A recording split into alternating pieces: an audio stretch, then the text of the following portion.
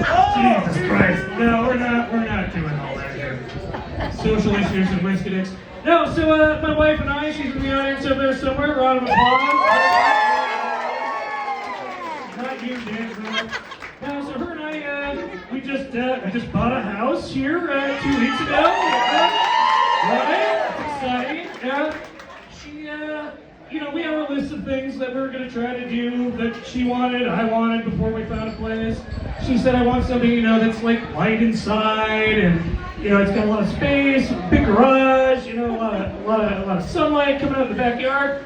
I said, as close to the bar as I could possibly have the house. So we pulled our money together, we looked at our finances, we tried to figure out what we could afford, and so we just moved into the walk-in cooler at the Turn 3 bar. Yep, finally can afford it. It'll be able to rent soon. It's gonna be a little hell in the wintertime, but I'll buy her a parka. So this year we bought a house together. We got married this year. Thank you so much. Thank you so much. Yeah, we bought a dog, but I think we're millennials. We live here in California, so that's where we stop. We're done moving on for adulthood from there. No kids. We're not gonna do the kids. I hate kids. They're loud. And they wake up at night. They're yelling all the time. They're shitting and pissing themselves. Sounds like you. Well, I've lived in town for a long time, so I've had a lot of roommates that have already done the same thing. But I am gonna miss having roommates up here. I've been here for 20 years. Had a lot of roommates. It's been a long time. One of the problems with roommates, so we're very broke up here. We're ski bums. I've been a ski bum for 20 years, well, about 15, and we'd sit there and we'd fight over the jar of peanut butter that's sitting in the fridge and how we're gonna survive off it. And I used to live right behind Lakeside Casino. Rest in peace.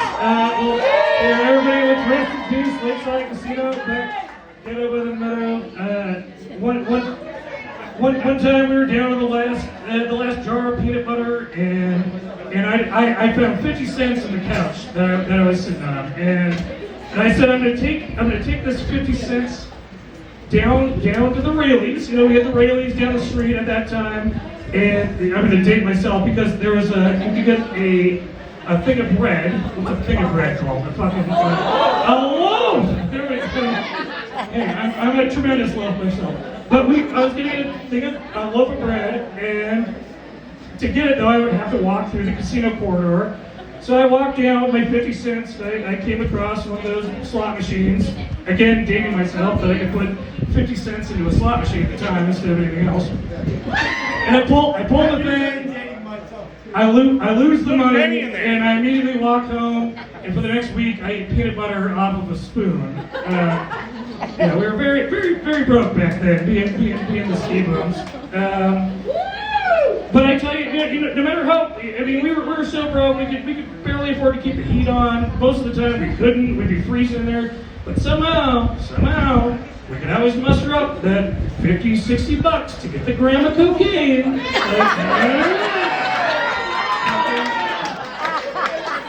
The heat might not be on, but we would build a little morale.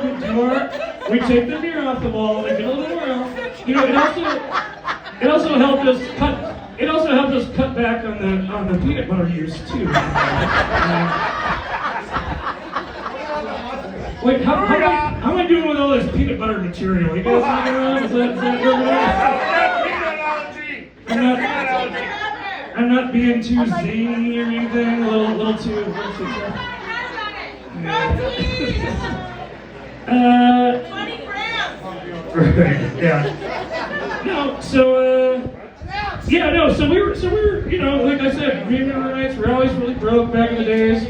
There was a time where me and my best friend, we'd been living together for a while with a bunch of other freaking roommates, just being poor. and we had somehow managed to find ourselves to get two girls to come home with us. Me and my best friend. Yeah, it's. I know this is a she's heard the story. But you know, I can't imagine how I did it. I'm sure I probably brought up a bunch of nut butter jokes with my, you know, like got them from the bar. Right, and we. Cheers! We're all drinking beer. Social.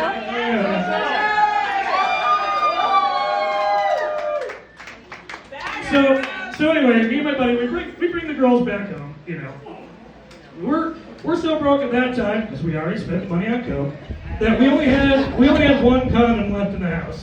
So I say to my buddy, I say, hey dude, you use the thing first, all right? You go in with the girl.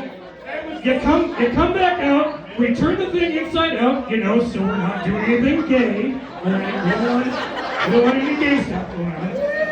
Why not? Again, this is the 90s.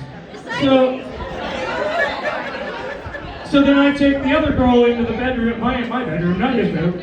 But I still, you know, to this day am paying the child support payments to my friend's child.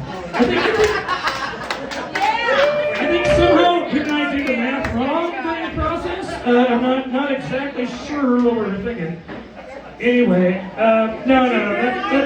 That story's not obviously well, most of it's not true. It is the story of how my best friend and I did get chlamydia together, but there were no women involved, and we didn't use a condom. Should we clap for that?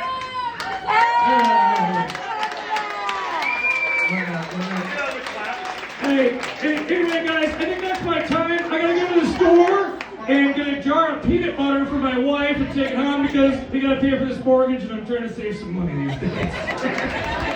Hey guys, love you.